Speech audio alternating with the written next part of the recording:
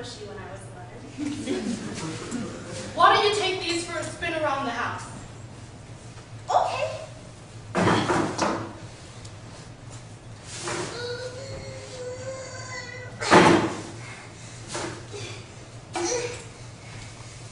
Dad, these are really heavy. What's in here? Chicken noodle soup can. Why? Well, honey, these are 30 pounds of soup cans. 30 pounds. That's how much extra weight you're carrying around. What the heck? That's how you would really tell me? No wonder I have a problem. So when I was 13, my mom used to take me to my doctor's house in Bean to get weighed in once a week.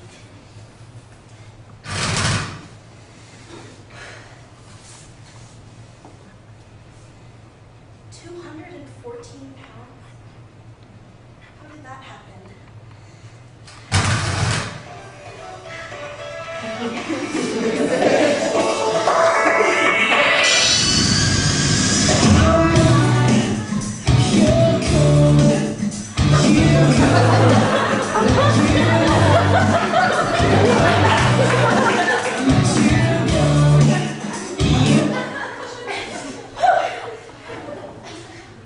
What the hell? I'm not losing any weight. Mom, do something about it. Yeah, the family plan did not go over so well. So, the next thing I tried was Camp Shane. Imagine this. You're in your house doing homework, and the question is as easy as 2 plus 2. You think to yourself, wow, they really think I'm that stupid? But you live next to a strip club. The music gets so loud, it changes the beat of your heart, and it shakes your entire house. You're desperately trying to beat the damn problem, but just when you get to the Johnny Gives Susie 2 more apples part, you have to start over. The question is so easy, you've known the answer your entire life. Well, that was career day for me as a kid. Everyone was so sure of what they wanted to be, and I knew too, but I was just too embarrassed to admit it. So instead, on career day, as a game, I would imagine myself in other people's careers and choices. For example, Stefan Luciano wanted to be a fireman. Now, 9/11 had just happened, so firemen were considered new gods or something. As Stefan presented his beautifully made poster, which was clearly made by his parents, I began to imagine myself in the job. But then I began to imagine the actual fire part. You know, I get there and the house is actually like fully on fire.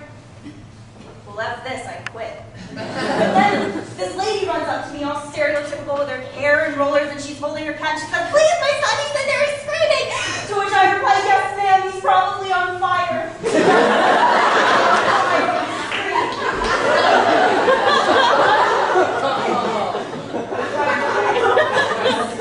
Well, the wonderful Tyler wanted to be a police officer. Can you picture that? Me, a police officer? Well, one thing's for sure. I would always be the bad cop. But not bad cop like NCIS or CSI. No bad cop. Like, oh my God, you're Charles Manson? The Charles Manson? Well, let's go to my house and we could have tea and we could talk about that Sharon Tate. That's a really bad idea. Okay, well, Deontay Abrams wanted to be a rapper. Oh, yes.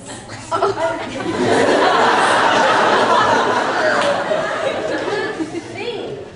And they all stop talking and look at me. And I introduce myself.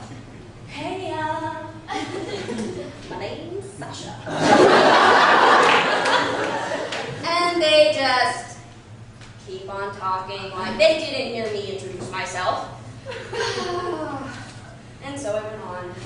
In a new school, in a new state, trying to make friends. And I did make friends, but to this day, I'm still terrified of standing in front of crowds.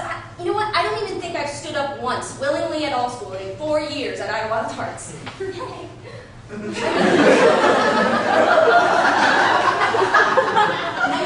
think I had friends in New York, you know, going to parties, clubbing at 2 o'clock in the morning. I do none of that. Why would I leave the comfort of my couch couch to go out in heels. Besides, no one invites me anywhere, so I'm safe. Except for one time.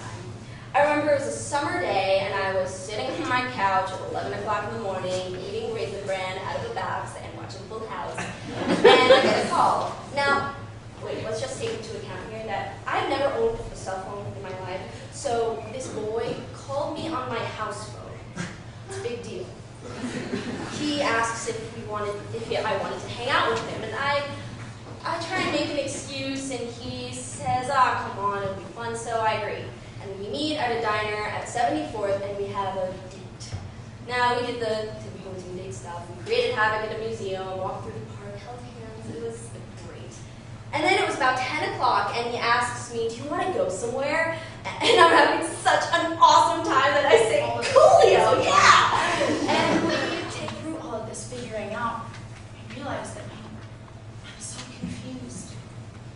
I'm supposed to do so many things, like next year, I'm going to NYU, I'm going to New York City, and that is the one thing that I wanted since I was 10, and I'm doing it, and I'm so excited, but something isn't right.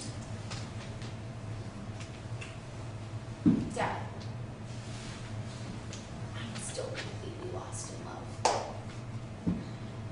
I have loved that kid unconditionally for 3 years, and I can no longer pretend like it doesn't matter.